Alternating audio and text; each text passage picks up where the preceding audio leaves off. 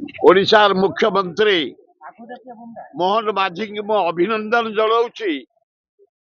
केतोड़े bold step नहीं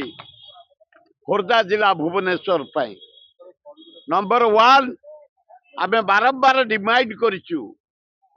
राजभवन ठारू Nandan Kanan flyover करिया पाई। नवीन पट्टनायक मध्य प्रस्ताव ग्रहण करी मैप तैयारी सरथला जाऊ काली मु खुशी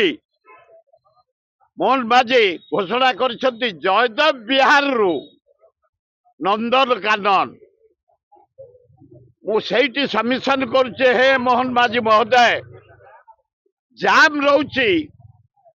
राज्यपाल भवन ठारू नंदन कानन जोटा को फ्लाईओवर करने नवीन पट्टनायक घोषणा करतला जाओ आपण टिके रंग बोली आचार्य बिहार ठुको नवा तेणु आमर डिमांड राज्यपाल भवन भुवनेश्वर नंदन कानन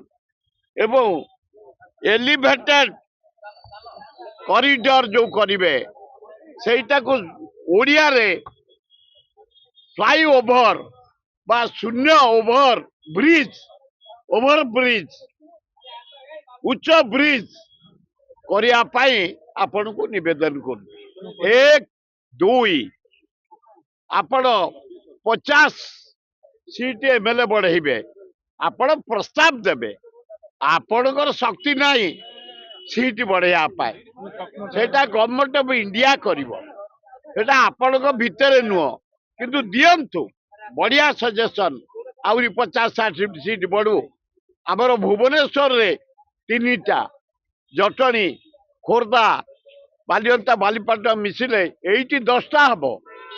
आ 5टा बढ़ पॉपुलेशन बढ़ी जटणी भुवनेश्वर खोर्धा बालियंता बालीपाटना को मिसई देले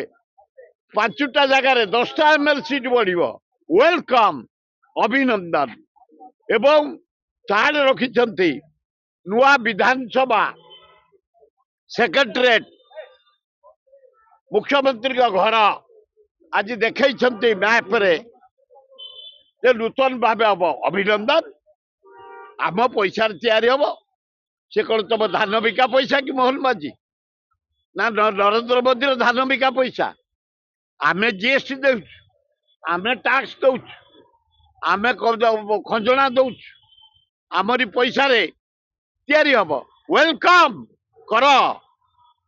जोटा प्रस्ताव दौच कर 2 वर्ष होगा गोटे गांडुआ माटी पड़ानी कौटी खाली कलर से गुड़ा को आमको देखाऊनी यही जो प्रस्ताव नुआ सेक्रेटरीट नुआ विधानसभा कर जो फ्लाईओवर आमर गवर्नर हाउस टू नंदनकानन कर आम अत्यंत खुशी हम।